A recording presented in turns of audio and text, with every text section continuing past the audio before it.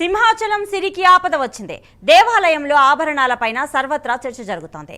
బంగారం, వెండి వస్తువులు మాయమవుతున్నా చర్యలు తీసుకోవడం లేదనే విమర్శలు వెల్లువెత్తుతున్నాయి. దేవాలయానికి 111.38 గ్రాముల బంగారు ముత్యాల హారం ఇచ్చారు భక్తులు.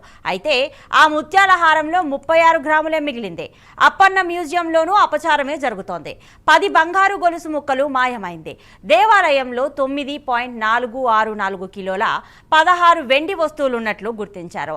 దేవాలయం యొక్క ఆభరణాల విషయంలో లెక్కాపత్రం లేదనే ఆరోపణలు బలంగా వినిపిస్తున్నాయి. ఇక నివేదిక ఇచ్చి 6 నెలలైనా చర్యలు తీసుకోవడం లేదు. మరో 5గురితో మళ్లీ కమిటీ నియామకం చేశారు. ఇక 4 నెలలైనా విచారణ పేరుతో జాప్యం చేస్తున్నారనే విమర్శలు వినిపిస్తున్నాయి. ఇక ఇదే అంశానికి సంబంధించిన మరింత సమాచారం మా కరెస్పాండెంట్ చంద్రశేఖర్ అందిస్తారు. చంద్రశేఖర్, ఈ జాప్యానికి గల కారణాలేంటి? రైట్ ప్రతిభ చూసుకుంటే ఏదైతే విశాఖ సింహాచలానికి సంబంధించినటువంటి సింహాద్రి అప్పన్న ఆలయం ఏదైతే ఉందో సింహాద్రి అప్పన్న ఆలయంలో ఇంటి దొంగల వ్యవహారం అయితే ప్రస్తుతం బయటపడుతున్నటువంటి పరిస్థితి కనిపిస్తుందని చెప్పుకుంది. ముఖ్యంగా చూసుకుంటే ఆలయంలో పనిచేసేటటువంటి ఉద్యోగులే చేతివాటం ప్రదర్శిస్తున్నటువంటి ఘటనలు ఎప్పటికప్పుడే విశాఖ సింహాచలంలో వెలుగు చూస్తున్నటువంటి పరిస్థితి ఉంది. ముఖ్యంగా చూసుకుంటే ఏకంగా సింహాద్రి అప్పన్నకి వీరంతా కలిసి చెట్టగోపం పెట్టినటువంటి దృశ్యాలు కూడా తరచు కూడా పేపర్లోనే లేదా ఛానల్లో కూడా టెలికాస్ట్ అవుతున్నటువంటి పరిస్థితులు కూడా ఉన్నాయి. వారిపైన కేసులు నమోదు చేయడం, ఆ ఉద్యోగులపైన చర్యలు తీసుకోవడం లాంటి పరిస్థితులు కూడా గతంలోనే ఎన్నో ఉన్నాయి. అయితే ఈ నేపథ్యంలోనే ఏదైతే గత కొద్ది రోజుల క్రితం జరిగినటువంటి విశాఖ సింహాచల ఆలయానికి సంబంధించినటువంటి హుండీ లెక్కింపు విషయంలో 2 ఉద్యోగులు చేతివాటం ప్రదర్శించినటువంటి ఘటన ఏదైతే ఉందో ఆ ఘటన అనుసారంగా కూడా దానిపైన అయితే దర్యాప్తు చేస్తున్నటువంటి నేపథ్యంలో విశాఖ సింహాచలానికి సంబంధించినటువంటి సింహాద్రి అప్పన్న ఆలయానికి భక్తులు కానుక రూపంలో విరాళాల రూపంలో ఇస్తున్నటువంటి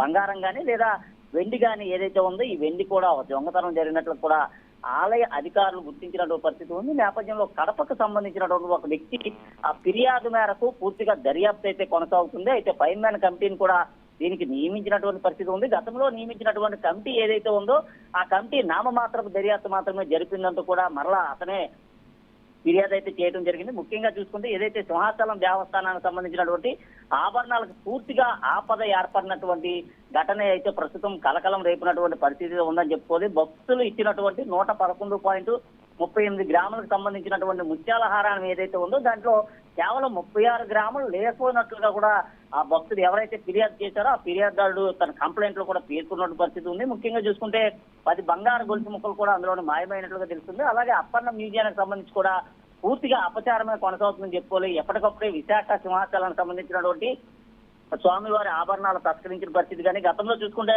స్వామివారి నైవేద్యానికి సంబంధించినటువంటి ఈ జీడిపప్పు కానీ లేదా ఇతరత్ర కిస్మిస్ అలాగే ఆ లడ్డు ప్రసాదం కానీ బూందీ ప్రసాదం కానీ ఈ ప్రసాదాలకు సంబంధించి కూడా గతంలో కూడా ఇలాంటి చోరీలు కూడా జరిగినటువంటి ఘటనలు కూడా లేకపోలేదు. ముఖ్యంగా చూసుకుంటే ఆలయానికి సంబంధించినటువంటి ఉద్యోగులు ఇటువంటి ఘటనలకు పాల్పడుతున్నటువంటి పరిస్థితి ఉంది. ఈ నేపథ్యంలోనే స్వామివారికి సంబంధించినటువంటి ఆభరణాల్లో ఉన్నటువంటి కొంత బంగారం వెండి కూడా కనిపించలేదంటూ కూడా ఆ భక్తుడైతే ఆవేదన వ్యక్తం చేస్తూ ఏదైతే ఫిర్యాదు అయితే చేయడం జరిగింది. ఈయన ఇచ్చినటువంటి ఫిర్యాదు ఏదైతే ఉందో ఆధారంగా కూడా దర్యాప్తు అయితే కొనసాగుతుంది. ఇప్పటికే ఫైర్ మ్యాన్ కమిటీని కూడా నియమించారు. అయితే కమిటీని నియమించి 4 నెలల కాలం అవుతున్నప్పటికీ దానికి సంబంధించినటువంటి నివేదిక ఏదైతే ఉందో నివేదిక అయితే ప్రస్తుతం ఇంకా బయట పెట్టలేనటువంటి పరిస్థితి ఉందో ఇంకా దర్యాప్తు అయితే కొనసాగుతుందంటూ ఈవో కూడా ఈ రోజు అయితే చెప్పిన పరిస్థితి అయితే ఉంది. ముఖ్యంగా చూసుకుంటే ఆలయంలో పూర్తిగా కూడా సొంత దొంగలే ఈ ఘటనకు పాల్పడుతున్నటువంటి పరిస్థితులు ఉన్నాయి. ఇటువంటి వారిపైన కఠిన చర్యలు తీసుకోవాలంటూ కూడా హిందూ సంఘాలంతా కూడా కోరుతున్నటువంటి పరిస్థితి అయితే కనిపిస్తుంది. ప్రతిభ. రైట్ చంద్రశేఖర్.